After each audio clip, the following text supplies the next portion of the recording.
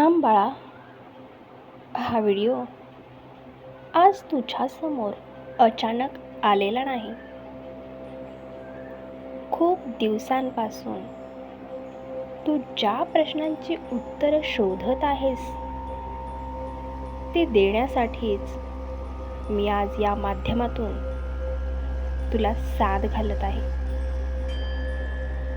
तुझे डोळे पुसून घे, कारण तुझ्या नशिबाचे बंद दरवाजे आज उघडणार आहेत. जर तुला वाटत असेल की तुझं कोणीच नाही, तर हा व्हिडिओ शेवटपर्यंत शांतपणे ऐक, कारण आज तुझा हा स्वामी तुझी सर्व दुःख स्वतःच्या पदरात घेणार आहे.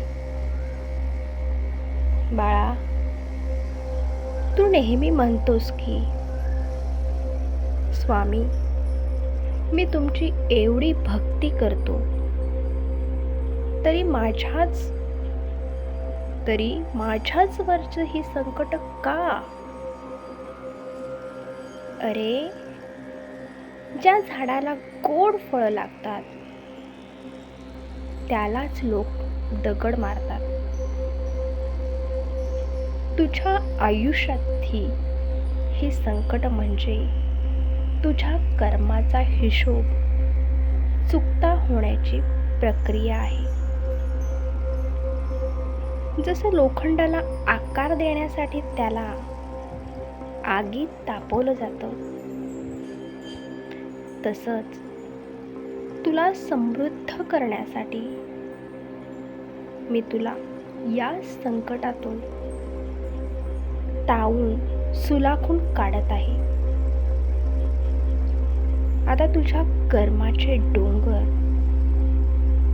जळून खाक झाले आहेत. आता फक्त प्रकाशाची किरणं उरली आहेत. तुझ्या घरातील रिकामी तिजोरी पाहून तू अस्वस्थ होऊ नकोस. गरिबी हा कायमचा शिक्का नाही. तू प्रामाणिकपणे कष्ट करत राहा. तुझ्या कष्टाला फळ देण्याची जबाबदारी ही माझी आहे. तुझ्या घराचा उंबरा मी आता ओलांडला आहे.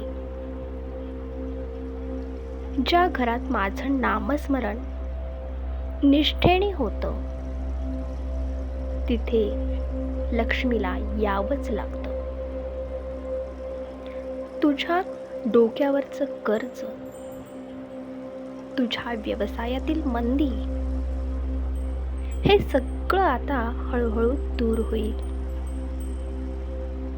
मी तुला मार्ग दाखवीन, फक्त तू चालण्याचे धैर्य दाखव. बाळा, तुझ्या घरात जर सतत कटकटी होत असतील,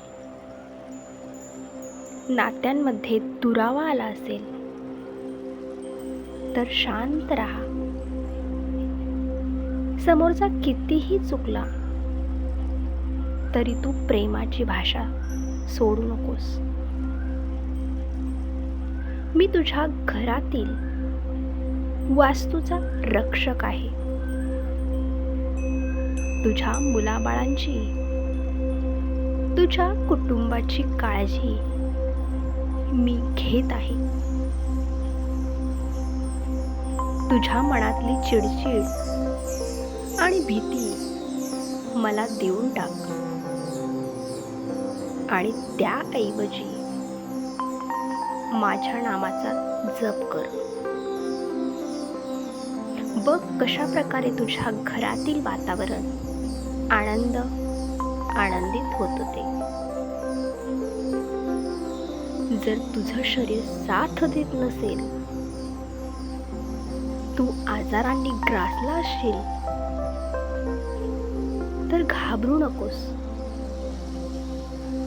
औषध तुझं शरीर बरं करतील.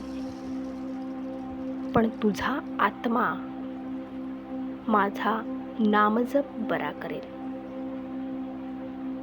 तुझी प्रत्येक वेदना मी जाणतोय.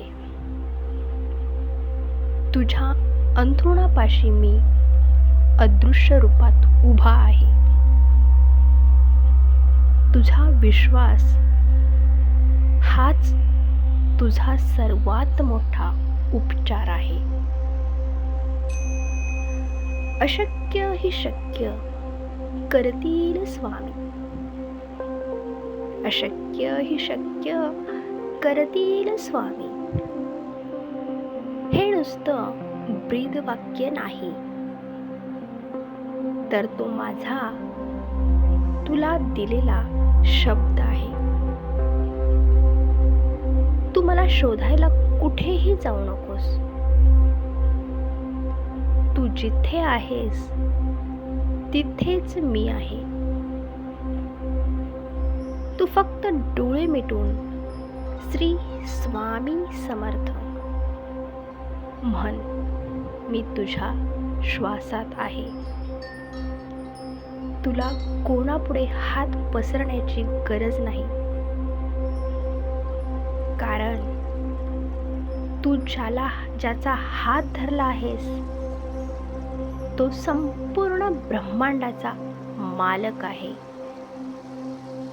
श्री स्वामी समर्थ.